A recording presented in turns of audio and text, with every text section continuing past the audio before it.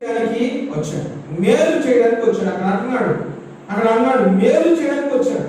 పౌలు భక్తుడు అంటాడు రోమపత్రిక 8:28 ప్రకారము దేవుని ప్రేమించే వారికి అందరికీ మేలు చేయడానికి వచ్చాడట.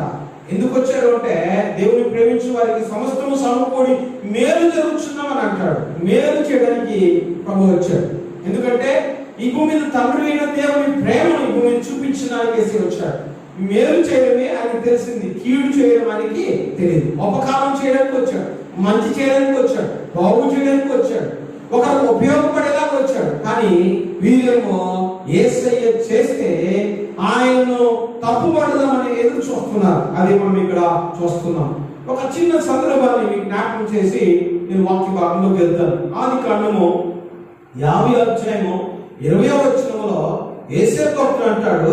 50:20 యేసే భక్తుడు ఏమంటాడంటే చివరి సమయంలో అన్నలతో, అయ్యా అన్నలారా మీరు దుఃఖపడద్దు, యేసే భయపడకుడి. అంటే 19:20 నేను చదువుతున్నాను, జాగ్రత్తగా వినండి. మీరు నా కీడు చేయ ఉద్దేశించారు, కానీ నేటికి జరుగుతుంది అది అలాగే ఉంది అనుకుంటున్నారు. కానీ బహుజనులు బ్రతుకున్నట్లు అది మేలుకే గాని మేలుకే దేవుని యొక్క ఉద్దేశము.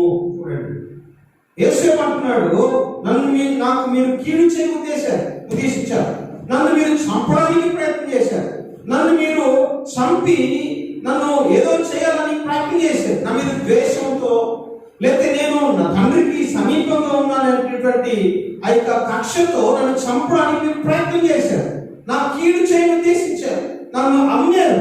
కానీ దేవుడు నన్ను బహుజనులకు బహు ప్రజలకు బ్రతుకున్నట్లు అది మేలు కలుగుటకే దేవుని యొక్క ఉద్దేశము.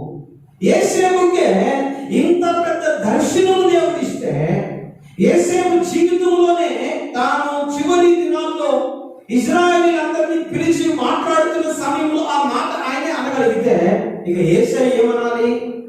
యేసయ్య ఎన్ని విధాలుగా పనిచేయాలి, ఎన్ని విధాలుగా ఆయన ఒక కుటుంబానికి లేదా ఒక 70 మందికి లేదా ఇశ్రాయేలు సంతతి వారికి ఆ 12 గోత్రాల వారికి ఐగుప్తులో ఆహారం ఇవ్వడానికి, అంత మాత్రమే కాకుండా కొంతమంది బహు ప్రజలకు ఆ కరువు కాలంలో ఆహారం కొరకు సిద్ధపరిచి ఉంచినటువంటి మేలును కలభావము చెప్పడం ద్వారా లేదా కలభావమును వివరించడం ద్వారా యేసయ్య యొక్క పరిశుద్ధత దైవికమైనటువంటి విధానం మనకు కనబడుతుంది. వాస్తవమే యేసయ్యనే 7 ఏళ్ళు కరువు కాలంలో బహు ప్రజలకు ఆహారం ఇచ్చి ఇప్పుడు మనకున్న ఫుడ్ కార్పొరేషన్ అప్పుడు ఏర్పాటు చేసిందే యేసయ్య గారు ఏర్పాటు చేసింది. అప్పటి నుంచి ఫుడ్ కార్పొరేషన్ అనేది జరుగుతుంది.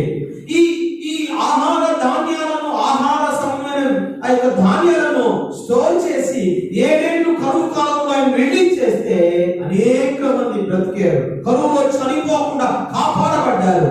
కానీ అదే సమయంలో యేసేపు ఐగుప్తులో ఉండడం బట్టి ఈ 70 మందికి ఎటువంటి కొరత లేకుండా యేసేపుకి తన కుటుంబం మీద, తన 12 మంది అన్నదమ్ముల మీద, యాకోబు సంతతి మీద దేవుడు అంత గొప్ప దర్శనం ఇచ్చి ఉంటే మరి యేసుక్రీస్తు ప్రభువారి ద్వారా ఈ భూమి మీద ఎంత బహు ప్రజలకు ఎంత ప్రయోజనకరంగా ఉండాలి, ఎంత మందిని బ్రతికించాలి, ఎంత మందికి మేలు చేయాలి, ఎంత మందికి ఉపకారం చేయాలి, ఎంత మందికి ప్రయోజనకరంగా యేసుక్రీస్తు ప్రభువు ఉండాలి. అందుకే యేసయ్య వచ్చినటువంటి దినాలలో యేసయ్య ఆయన అద్భుతాలు లేదా ఆయన జీవించినటువంటి దినాలలో ఒక్క క్షణం కూడా ఖాళీగా లేడంట. బిజీగా 3.5 సంవత్సరాల పరిచర్య కాలంలో ఒక క్షణం కూడా ఆలస్యం చేయలేదు. కారణం ఏంటంటే కాలము తక్కువ ఉంది, పని ఎక్కువ ఉంది. కాలం తక్కువ ఉంది, పని ఎక్కువ ఉంది. ఏది చేసినా రికార్డెడ్ గా రాసి ఉంచారు. యోహాను భక్తుడు అంటాడు ఆయన చేసిన అద్భుతాలు ఇంకా రాయాలంటే భూమి అంతా పుస్తకం పెట్టి సముద్రం అంతా సిరా తీసుకున్నా సరిపోదని అంటాడు. వాస్తవమే చాలా రికార్డ్ చేశారు. కొన్ని మిస్ అయినాయి, కొన్ని అందలేదు.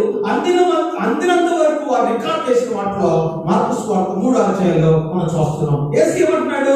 మేలు చేయడానికి ఉద్దేశించాను, మేలు చేయడానికి ఆ వ్యక్తి నేను ఉద్దేశించాను. నీకేంటి అంటే యేసు ఉద్దేశం ఏంటంటే ఊచ చేయగలవానికి మేలు చేయడానికి ఇష్టపడ్డాడు. కానీ అక్కడ ఉన్న సమూహం ఏమంటుందంటే నువ్వు ఎలా చేస్తావు చూస్తావు, నువ్వు చేస్తే నిన్ను మేము పట్టుకుంటాం, నీ మీద నేరారోపణ చేస్తాం, నీవు ఈ భూమి మీద ధర్మశాస్త్రం అతిక్రమిస్తున్నావు అనేటువంటి విషయాన్ని ప్రజలకు, ఈ భూమి మీద నాయకులకు మేము ప్రచారం చేస్తాం. చూడండి, ధర్మశాస్త్రాన్ని మేలు చేయడానికి ఉపయోగించుకుంటే మోసపూరితమైన ఆలోచనతో, అంటే ఇక్కడ నాకు ఇచ్చిన ఆలోచనను బట్టి ఏంటంటే, సమాధి మందిరంలో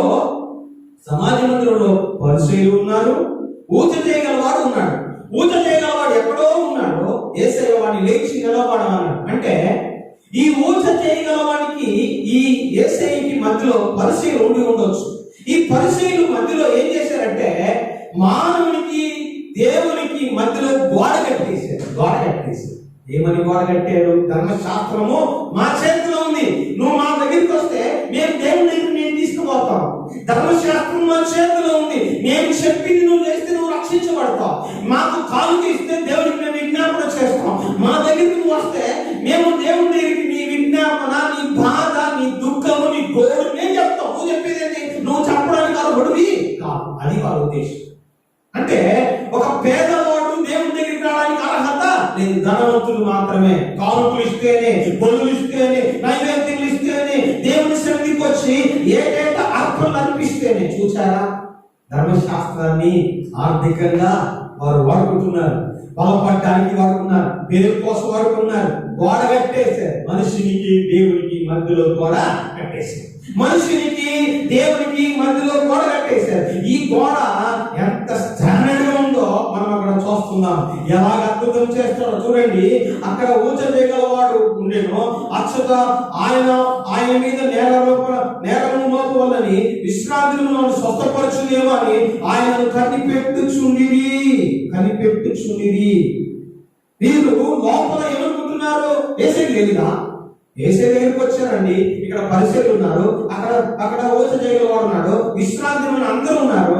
వీరి మనసులో ఏముందో తెలుసు, ఊచ చేయగలవాడి మనసులో ఏముందో తెలుసు. యేసయ్య దృష్టికి ఆపగలిగింది ఏమైనా ఉందా? ఇప్పుడు దైవజనులు చాలా మంది, ఇదిగో ఇక్కడ ఉన్న వాళ్ళు చాలా మంది బాధలు ఉన్నారు అంటే చేతులు ఎత్తుతారు. ఎందుకంటే ఆత్మ ద్వారా వివేచించబడి ఆ యొక్క విషయాలు చెప్తారు. భారం కలిగి ప్రార్థన చేసి దేవునితో సమైక్యత చెంది దేవునితో మమేకమై ప్రజలు ఉన్న బాధను వారు భుజాల మీద వేసుకొని ప్రజల కోసం విజ్ఞాపన చేసినప్పుడు వారి మీద ఉన్నటువంటి భారాన్ని దేవుడు తొలగిస్తాడనే నమ్మకంతో మేము భావంతో ఉన్నామయ్యా అని చేతులు ఎత్తుతారు. కారణం ఏంటంటే దైవజనుడు ప్రార్థన చేస్తే మాకు మేలు. దైవజనుడికే అంత వివేక ఆత్మలు దేవుడిస్తే దేవుని కుమారుడి మీద పరిచయం చేస్తున్న దినాల్లో పరిచయం ఏమనస్తూ ఉన్నారో, సాయిగా ఊత చేయగల వాడు ఏమనస్తూ ఉన్నాడో యేసయ్యకి తెలీదా? ప్రేమైన దేవుని బిడ్డలారా, ఆయన కణ దృష్టికి మరుగైనది లేదు. ఆయన కణ దృష్టికి మనము ఏమైనా మరుగు చేయగలమా? మరుగు చేయలేదు. యేసయ్య ఊచ చేయగలవాడిని చూస్తున్నాడు, ఈ వ్యక్తులు కూడా దేవుడు చూస్తున్నాడు. కానీ వీరు ఏం చేశారంటే ఊచ చేయగలవాడి దగ్గరికి యేసయ్య అద్భుతం వెళ్ళకుండా గోడ కట్టేశారు. ధర్మశాస్త్రానుసారంగా నువ్వు విశ్రాంతి దినమున ఒక అద్భుతం చేయడానికి లేదు. ఇది గోడ కట్టేశారు. ఎంత పెద్ద గోడ అంటే ఇప్పుడున్న అన్ని సిమెంట్లు కలిపేసి పెద్ద గోడ కట్టేశారు. నువ్వు ఆ దగ్గరికి చేరడానికి లేదు, వాటి దగ్గరికి చేరడానికి లేదు. చేరాలంటే మేము మధ్యవర్తిత్వం చేస్తాం. ఆ అద్భుతం ఏదో మాకు మేము వెళ్ళి వాళ్ళకి అందిస్తాం. ప్రియమైన దేవుని బిడ్డలారా, క్రైస్తవ సమూహం ఈరోజు ఎలాగైపోయిందంటే, ఈరోజు సంఘాలు, ఈరోజు కుటుంబాలు ఎలాగైపోయింది అంటే, పక్కనోడు బాగుపడితే చూడలేని ఆధ్యాత్మిక జీవితాన్ని కలిగిన వారు చాలా మంది ఉన్నారు. బాగుపడుతున్నాడండి, ఊచ చేయగలవాడిని బాగు చేస్తున్నాడు యేసయ్య. అక్కడ వారు ఎంతగా ఆ మనసులో నొచ్చుకుంటున్నారో, బాధ, అరే మనం చేయలేకపోయామే, యేసయ్య చూస్తున్నాడే అనేటువంటి సంతోషం వారికి లేదు. ఎందుకు చేయాలి? ఆ అద్భుతం ఎందుకు జరగాలి? వారికి ఎందుకు చేరాలి? అద్భుతం పేదవాడికి ఎందుకు చేరాలి? ఈరోజు సమాజము కూడా అలాగే ఉంది. ఎంతమంది పేదవాళ్ళను కొన్ని సంస్థలు పోషిస్తున్నాయి. ఎఫ్సిఆర్ ఆఫీసు ఎక్కడా లేదు. ఇప్పుడు చాలా వరకు కఠినం చేసింది. ఎందుకు అంటే పేదవాడు బ్రతకడానికి ఇష్టలే, పేదవాడు గోవడితే ఓర్చుకోలేని పరిస్థితి. అంటే ఎలా అయిపోయింది సమాజం అంటే, పేదవాళ్ళలాగే ఉండాలి, వాడు మళ్ళా పైకి ఎదిగితే వాడు మళ్ళా నా మీద పేదను చేస్తాడు. చూసారా ఎంత దౌర్భాగ్యమైన జీవితం జీవితంలోకి మనుషులు దిగిపోతున్నారు. ఎంత దౌర్భాగ్యమైన జీవితంలోకి ఈరోజు అనేక మంది దిగిపోతున్నారు. చూశారు, మనం కళ్ళారా చూస్తున్నాం. ఇక్కడ జరుగుతున్న విషయం కూడా అదే. అద్భుతం ఆ వ్యక్తి దగ్గరికి చేరడానికి మీరు అడ్డుకోవడం నిలబడి ఎలాగ చేస్తాం? విశ్రాంతి ధర్మశాస్త్రం అధిగమించి కూడా అవుతాం కదా. ధర్మశాస్త్రం ఏం చెప్పింది? విశ్రాంతి పని చేయకూడదని చెప్పింది. అడుగుతున్నాడు, విశ్రాంతి మేలు చేయకూడదా? పని చేయకూడదు. ఓకే, పని చేయకుండా ఉండాలి. దేవుడి సన్నిధికి రావాలి, దేవుడి సన్నిధిలో కనపడాలి. కనపడ్డాడు వాడు వచ్చి, ఆ వ్యక్తి వచ్చి కనపడ్డాడు. ఆ వ్యక్తికి ఉన్న బలహీనత ఏంటో వేసి కనపడింది. ఆ వ్యక్తికి ఉన్న బాధ ఏంటో వేసి కనపడింది. ఆ వ్యక్తికి ఉన్న అంతరంగికమైన బాధ ఏంటో కనపడింది. అది ఆస్వాదించాడు యేసయ్య. ఆ వ్యక్తిని స్వస్థపరచడానికి ఇష్టపడ్డాడు. యేసయ్య అంతరంగికంగా ఎంతగా ఆయన ఆ వ్యక్తి యొక్క బాధను, ఆ గోడును వినకపోతే యేసయ్య స్వస్థపరచడానికి ముందుకొచ్చాడు. అడ్డుకోవడం ఆ రోజు సమాజం అలాగే ఉంది. ఈ రోజుకి సమాజం అలాగే. సమాజంలో మార్పు లేదు.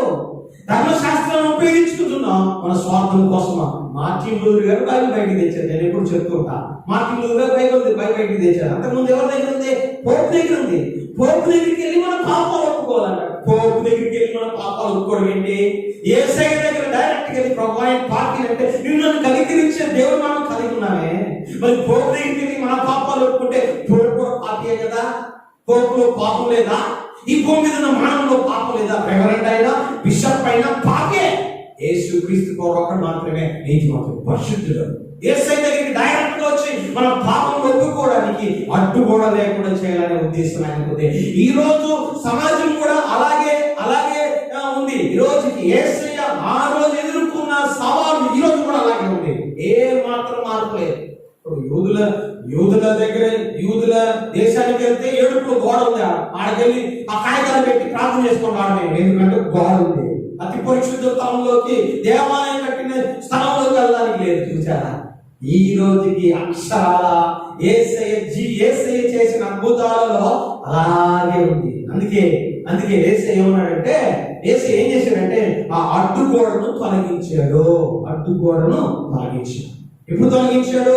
యేసయ్య శిలువలో ఉన్నప్పుడు ఆయన బిగ్గరగా కేక వేసి 27వ అధ్యాయం మత్తయి సువార్త 50వ వచనము 51వ వచనంలో బిగ్గరగా కేక వేసినప్పుడు, ఆయన ప్రాణం విడిచినప్పుడు, అప్పుడు దేవాలయ పై నుండి కిందకు చినిగెను, భూమి వణికెను, బండలు బద్దలాయిపోయెను. ఇది అందుకే ఎఫెసీ పత్రికలో అపోస్తలుడైన పౌలు భక్తుడు అంటాడు 2వ అధ్యాయం 14వ వచనంలో, మధ్య గోడను పడగొట్టి 14వ వచనంలో ఆయన మనకు సమాధానమైంది, మీకును మాకు ఉండిన ద్వేషము అనగా విరోధ రూపకమైన ఆత్మ ధర్మశాస్త్రమైన శరీరమందు కొట్టివేటకై మధ్య గోడను పడగొట్టి యేసయ్య మధ్య గోడను చూస్తున్నాడు. ఆ మధ్య గోడ తాకి, ఆ మధ్య గోడ అవతలో ఉన్నటువంటి ఆ యొక్క ఊచ చేయడానికి అద్భుతం చేయాలి. అదే ఆయన ఉద్దేశం. అది ఆ మధ్య గోడను దాటి యేసయ్య వాయిస్ మన దగ్గరికి వెళ్ళి వాడిని స్వస్థపరచాలి. కానీ యేసయ్య పరిశుద్ధత కానీ యేసయ్య దైవత్వం కానీ వారి అడ్డుగోడ ఆపలేకపోయింది. దేవునికి స్తోత్రం కలుగుగాక. యేసయ్య అద్భుతము కానీ, యేసయ్య ఆ దైవత్వము కానీ, పరిశుద్ధత కానీ, యేసయ్య నోటి నుండి వచ్చిన ఆ మాట ఆ యొక్క ఊచ చేయగలమని తాకడానికి ఇష్టపడ్డాడు. రెండోది ఏం చూస్తున్నాం మనం అంటే ద్వేషం ఉంది. అక్కడ ద్వేషం పడ్డారు. ద్వేషం చూడండి, అక్కడ మీరు చూడండి. యేసయ్య వారిని ఆ 2వ అధ్యాయము 3వ అధ్యాయం మొదటి వచనంలో, మార్కు సువార్త 3వ అధ్యాయం మొదటి వచనంలో యేసయ్య వారిని చూచాడు. యేసయ్య వారిని చూసి, ఇదిగో ఏ ధర్మం అడిగాడు. ఏది? మేలు చేయట ధర్మమా, కీడు చేయట ధర్మమా, ప్రాణరక్షణ ధర్మమా, ప్రాణహత్య ధర్మమా అని వారిని అడిగారు. అందుకు వారు ఊరుకునేది. ఆయన వారి హృదయ కాఠిన్యమునకు దుఃఖపడి. ఎందుకు దుఃఖపడ్డాడు? వారి హృదయ కాఠిన్యమునకు దుఃఖపడి. ఎందుకు హృదయం కఠినమవుతుంది అంటే, పాప నియమము శరీరము పనిచేస్తే హృదయం కఠినమైంది. అది పాపము ఎప్పుడైతే పరిపాలన జరుగుతుందో, పాపము ఏ శరీరంలో అయితే ఏలుబడి చేస్తుందో, పాపం వల్ల వచ్చే జీవితము మరణము. రోమపత్రిక 6:23-26 ప్రకారము మా పాపములో జీతము మరణము. ఈ మరణము అంటే ఈ పాపం అనేటువంటి విషయము నీలో చేరి నీ హృదయాన్ని కఠినపరిచి నువ్వు దేవుని కార్యాలకు అడ్డుగా నిలబడడానికి వాడు ఏర్పాటు.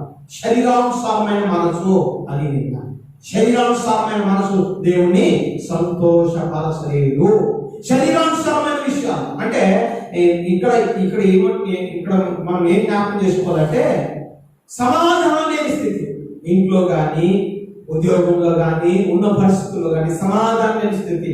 ఇజ్రాయిల్ ఐగుప్తు నుంచి బయటకు వస్తున్నారండి. నిర్గమకాండం 10:23 ఇజ్రాయిల్ బయటకు వస్తున్న సమయంలో ఒక తెగులు. ఏ తెగులు? 3 రోజులు గాఢాంధకారపు తెగులు. 3 రోజులంట ఐగుప్తీయులలో చీకటి ఏర్పాటు చేస్తుందట. కానీ అదే ఐగుప్తిలో ఉన్న ఇజ్రాయిల్లో వెలుగు అయితే అక్కడ ఉంది. అయితే ఇజ్రాయిల్లో వెలుగు ఉన్నది అనే మాట మనం చూస్తాం. అంటే వీరు ఐగుప్తులో ప్రతి కుటుంబము ఎక్కడ ఉన్నారో 3 రోజులు ఎక్కడ ఉన్నారో అక్కడే ఉన్నారు. లెగిస్తే ఏమి తగ్గుతుందో, ఎవరు పడిపోతాడో, ఎవరు లెగిస్తాడో, ఎలాగ దెబ్బ తగ్గుతుందో చూసారా? అంటే ఎక్కడైతే పాపం ఉంటుందో, ఎక్కడైతే శరీరానుసారమైన మనసు ఉంటుందో అక్కడ సమాధానం లేని స్థితి, పాపం యొక్క ఏలుబడి, చీకటి ఏలుబడి స్థితిని మనము చూస్తాం. చీకటి పరిపాలన చేస్తుంది. గాఢాంధకారపు చీకటి ఈ రోజు చాలా మంది కుటుంబాలను ఏలుబడి చేస్తున్న పరిస్థితి. భార్య భర్త మధ్యలో సమాధానం ఉండదు. భర్త భార్య మాట్లాడుకోరు, పిల్లలు తల్లిదండ్రులు మాట్లాడుకోరు. ఎందుకు అంటే పాపం యొక్క స్వభావం ఇంట్లో పనిచేస్తుంది కాబట్టి, పాపం ఏలుబడి చేస్తుంది కాబట్టి, నీ హృదయం కఠినమైంది కాబట్టి నువ్వు క్షమించలేవు, నువ్వు అంగీకరించలేవు, నువ్వు ఇతరులతో మాట్లాడలేవు. ఈరోజు సమాధానం లేని స్థితి, చీకటి ఏలుబడి చేస్తుంది. ఈ అంత్య కాలంలో దేవుడు చీకటి ఏలుబడి చేయకూడదనే ఉద్దేశాన్ని కలిగి ఉండి యేసు అంటున్నాడు, చీకటిలో ఉన్న ప్రజలకు వెలుగు కలగడానికి వస్తారంటే వెలుగు మాత్రము లేదు. పాపపు స్వభావాన్ని ఆయన అంతమించడానికి, పాపపు స్వభావాన్ని తీసివేయడానికి వచ్చాడు. యాకోబుని మనం ఏమంటే, యాకోబు అంటే అర్థం ఏంటి? మోసగాడు అని అర్థం. యాకోబు ఎవరు గుర్తు? మొదటి మానవుడితో గుర్తు. యాకోబు ఎప్పుడైతే ఇజ్రాయేల్ మార్చబడ్డాడో, ఇజ్రాయేల్ అంటే దేవుడితో పోరాడి గెలిచిన వాడు, యేసుక్రీస్తు గుర్తు. మొదటి మానవుడైన ఆదాము ద్వారా పాపం వచ్చింది, కడపటి మానవుడైన యేసుక్రీస్తు ద్వారా పాపం యొక్క నియమమును కొట్టివేశాడు అన్నమాట మనం చూస్తాం. అంటే నియమాన్ని యేసయ్య అధిగమించి నా దగ్గరికి రండి, నియమము నుండి విడిపించగలిగిన వాడును నేను అని ఆయన ఉద్దేశం. అక్కడున్న సమూహంలో పరిసయ్యులు ఉన్నారు, పూజ చేయగలవాడు ఉన్నాడు. పరిసయ్యుల్లో అడ్డుగోడ కట్టేశారు, ఆ అడ్డుగోడను తొలగించాడు. వారిలో ఉన్న పాప నియమాన్ని యేసయ్య తొలగించబట్టి వారు యేసయ్య దగ్గరికి సంపూర్ణంగా రాలేని స్థితి. ఎందుకు ఈ ఆరాధనలు, ఎందుకు ఈ ప్రయాస, ఎందుకు ఈ మైకు, ఎందుకు ఇంత కరెంటు, ఎందుకు ఇంత వేస్ట్ అంటే పాప నియమం మీలో పని చేస్తుందని చెప్పడానికి ఇష్టపడుతుంది. అది పాప నియమం పనిచేస్తే సమాధానం ఉండదు. పాప నియమం పనిచేస్తే నీ చేతిలో ఉన్న డబ్బు కానీ, నీ జీవితంలో ఏది కూడా గమ్యమునకు చేరలేదు, సమాధానకరమైన పరిస్థితి నీ జీవితంలో ఉండదు. వాక్యం చెప్తున్నమాట. ఆధ్యాత్మికంగా దేవుని యొక్క వాక్యం, ఆ శరీరానుసారులు దేవుని సంతోషపరచలేదు. మరి ఎవరిని సంతోషపరుస్తున్నట్టు? సాతాన్ని గాని లోకాన్ని గాని నువ్వు సంతోషపరుస్తున్నట్టు. లోకాన్ని సంతోషపరిస్తే సాతాన్ని సంతోషపరిచినప్పుడు నీలో దేవుని వెలుగు ఎక్కడ ఉంది? చీకటి తప్ప. యేసయ్య ఆ వ్యక్తిని చూస్తున్నాడు, యేసయ్య ఈ వ్యక్తిని చూస్తున్నాడు. ఎందుకు ఈ ఆరాధనలు, ఎందుకు దేవుని సన్నిధికి రండి, ఎందుకు ఇంతగా దైవికమైన వారమంతా 3 రోజులు 4 రోజులు ఎందుకంటే ఈ ఒక్క ఆత్మ అయిన పాప నియమం నుండి విడిపించబడాలి. యేసయ్యా నన్ను జ్ఞాపకం చేసుకో, నేను పాపిని అని అంటారేమో కోరిక, ఆశ, సువార్త పరిచర్య.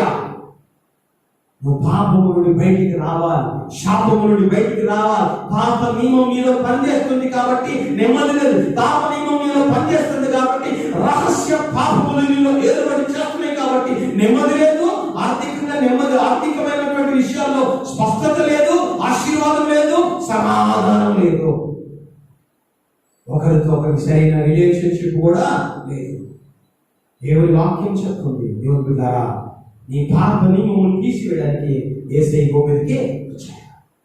ఆ పాప నియమం యేసయ్య తీస్తాడని వారికి కూడా తెలుసు. వారి దగ్గరికి వస్తే ఆ నియమం పోతే ఎలాగా? మన పేర్లు, మన ఘనత, మన గొప్ప, మనకున్న పరిచయం అనేటువంటి బిరుదు ఎలా పోతుంది? ఈరోజు ఎందుకు కుటుంబాల్లో, ఎందుకు సంఘాల్లో ఐక్యత లేదంటే ఈ నియమమే, పాప నియమం ఏర్పాటు చేస్తుంది. రోమపత్రిక 8:1 నియమాన్ని గురించి జ్ఞాపకం చేస్తుంది. పాప నియమం గురించి రోమపత్రికలో పాప నియమం చాలా అద్భుతంగా. కాబట్టి ఇప్పుడు క్రీస్తు యేసునందున్న వారికి ఏ శిక్ష లేదు. క్రీస్తు యేసునందున్న జీవమించు ఆత్మ యొక్క నియమం పాప మరణ నియమముల నుండి నన్ను విడిపించెను. పాప మరణ బంధకముల నుండి నన్ను విడిపించెను. పాప నియమము ఏం చేస్తుంది? శరీరానుసారమైనటువంటి విషయాల్లో తీసుకెళ్లి బానిసగా చేస్తుంది. గుర్తుపెట్టుకో. 7వ అధ్యాయం అంతా అంటాడు పౌలు భక్తులు. 7వ అధ్యాయం అంతా అంటాడు. ఏమంటాడంటే పాప నియమము దేవునికి కాదు, లోకానికి, సాతానికి దాసులుగా చేస్తుంది. ఆ పాప నియమం నుండి నీవు నేను విడిపించాలి. పాప నియమం ఉంటే చీకటి పనిచేస్తుంది. పాప నియమం ఉంటే పక్కన బాగుపడితే చూడలేని పరిస్థితి. పాప నియమం ఉంటే ఓర్చుకోలేని పరిస్థితి. పాప నియమం లేకపోతే సమాధానకరమైన పరిస్థితి. పాప నియమం పనిచేసే వరకు, పాప నియమం నీ మీద ప్రభుత్వం చేయ వరకు, పాప నియమంలో ఎంతకాలం ఉంటావో అంతకాలం నెమ్మది లేని స్థితి. యేసయ్య వారి మధ్యలో అద్భుతం చేస్తుంటే యేసయ్యని పట్టించడానికి ఇష్టపడుతున్నారండి. యేసయ్యని తమబట్టడానికి ఇష్టపడుతున్నారు. అదే ఆయన ఎక్కడ, మనం ఎక్కడ? ఆయన ఎంత పెద్ద అద్భుతాలు చేస్తున్నాడు. నికోదేము వచ్చి అడిగాడు, అయ్యా నువ్వు చేస్తున్న అద్భుతాలు, నువ్వు చూపుతున్న అద్భుతాలు, ఆయన సమాజ మందిరమునకు అధిపతి అంట, అధికారి అంట. ఆయన యోహాను 3వ అధ్యాయంలో ఉంది. నికోదేము గురించి ఇంట్రడక్షన్ మనం చూస్తాం.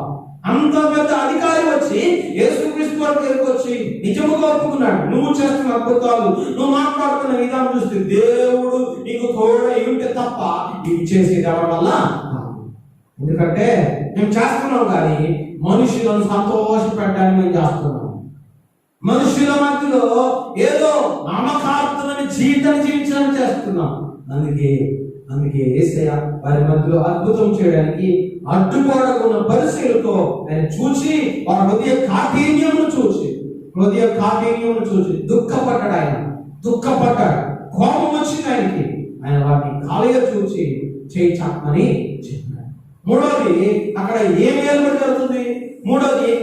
ఏర్పడి జరుగుతుందంటే మరణం ఏర్పడి జరుగుతుంది. మరణము ఎక్కడైతే పాప నియమం పనిచేస్తుందో యేసయ్య ఆ పాప నియమం నుండి విడిపించి ఆ మరణం అక్కడ పని చేయకుండా చేయగలిగిన వాడని యేసయ్యకి తెలుసు. అక్కడ నువ్వు చేయగలవని కూడా తెలుసు.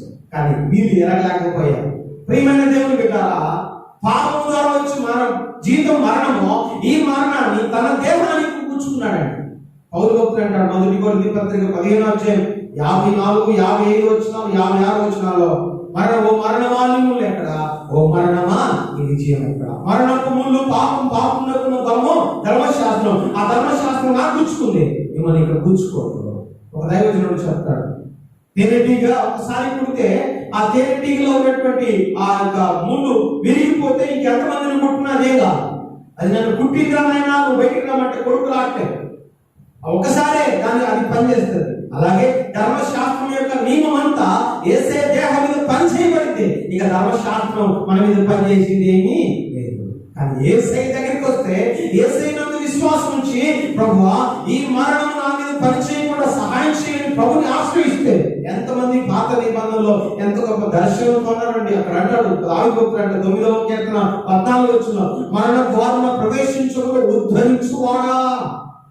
ఎంత గొప్ప దర్శనం లేకపోతే ఈ మాట దావీదు భక్తుడు 9వ అధ్యాయం 14 వచనం, 9వ కీర్తన 14 వచనం అందరికీ చూడండి ఒకసారి. 9వ కీర్తన 14 వచనంలో పౌలు దావీదు భక్తుడు అంటాడు మరణ ద్వారమున ప్రవేశించుకున్న ఉద్ధరించువాడా, నన్ను ఎత్తుకొనివాడా.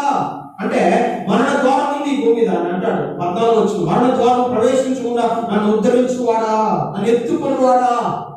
మరణం ఉంది, మరణం ద్వారం గుండా నేను ప్రవేశించకుండా తప్పించకుండా నన్ను ఎత్తుకోవడానికి సమర్థులైన దేవా నీకు వందనాలు.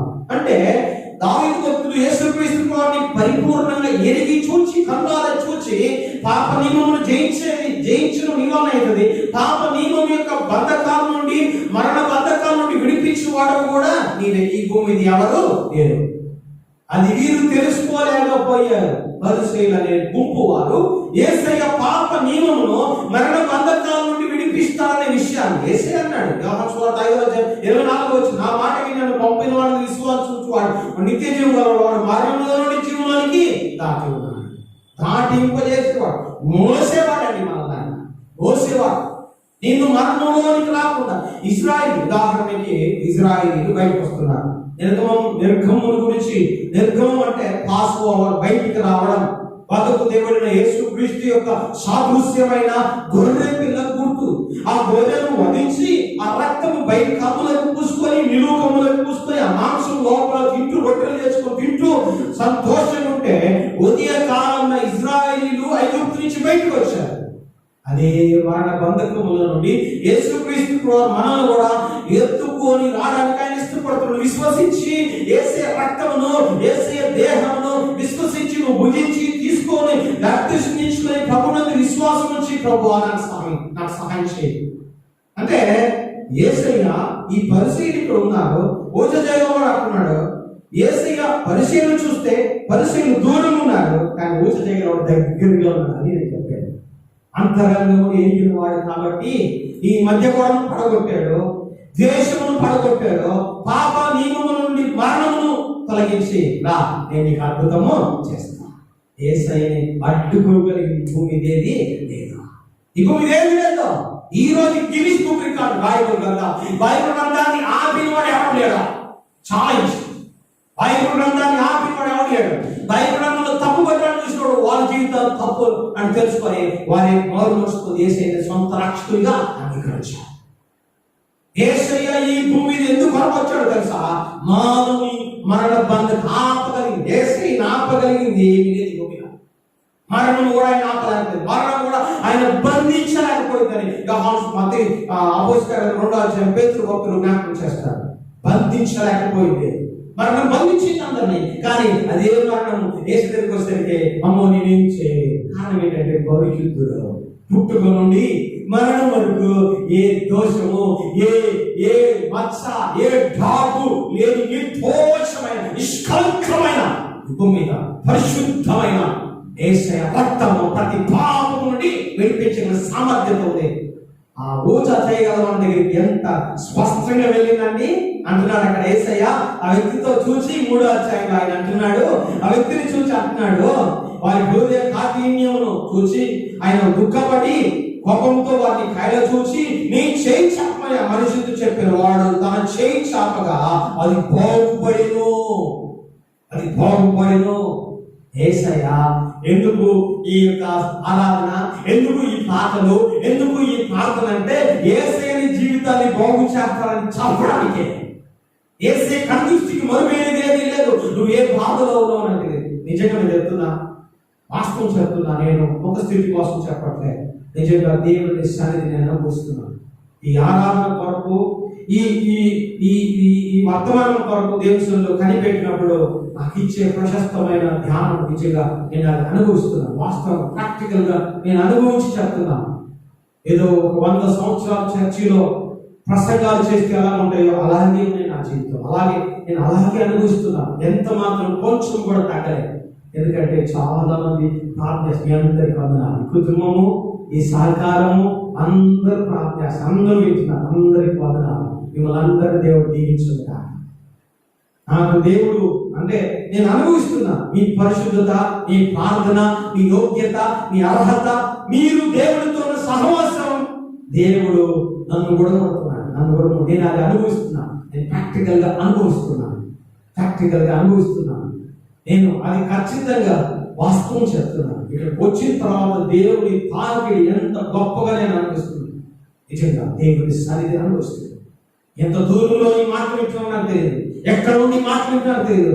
నిన్ను దేవుడు ప్రేమిస్తున్నాడు, నిన్ను బాగు చేయడానికి ఇష్టపడుతున్నాడు, నీ జీవితాన్ని కట్టడానికి ఇష్టపడుతున్నాడు. ఒకవేళ పతనం అయిపోయిందా, ఒకవేళ బాగు చేయలేక ఇదిగో నా వల్ల కాదని ఆత్మహత్య చేసుకోవడానికి ఇష్టపడుతున్నాను, గుర్తుపెట్టుకో, యేసే నేను దాటిపోయేవాడు కాదు, నేను ప్రేమిస్తున్నాడు. ఇంకా యేసే నిన్ను ఇంకా ప్రేమిస్తున్నాడు. ఆయన ప్రేమ నీ మీద నిన్ను కౌగిలించుకోవడానికి కూడా ఇష్టపడుతున్నాడు. ఎందుకంటే నీ మురికి స్థితిని చూసి ద్వేషించేవాడు కాదు, నీ పాప స్వభావాన్ని చూసి ద్వేషించేవాడు కాదు. పరిశీలన శాస్త్రం చూచాడా? చూచాడు యేసయ్య. వాళ్ళ హృదయ కాఠిన్యమును చూచాడా? ఏమైనా అన్నాడా? ఏమనలేదండి. కనీసం వాళ్ళ దగ్గరికి వచ్చాయా, మాలో ఈ పనులు చేస్తున్నాయి, మమ్మల్ని ఒప్పుకుంటున్నామయ్యా, అప్పగించుకోలేకపోయాడు యేసు దగ్గరికి వచ్చి. కానీ ఆ పూత చేయగలవాడు నిలబడమనగానే నిలబడ్డాడు, వాడిని స్వస్థపరిచాడు, వాడు మేలు పొందాడు. రెస్పాన్స్ కావాలి.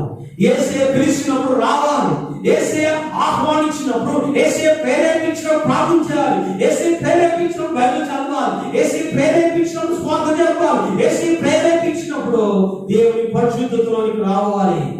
అబద్ధమైన జీవితంలో వెళ్ళవాక, లోక సంబంధమైన ఆశపడి వెళ్ళవాక దేవుడు తడతాడు, వద్దు బిడ్డ చేయొద్దు, అది వద్దు అని మన కాదని తాకినప్పుడు నువ్వు లొంగిపో దేవునికి.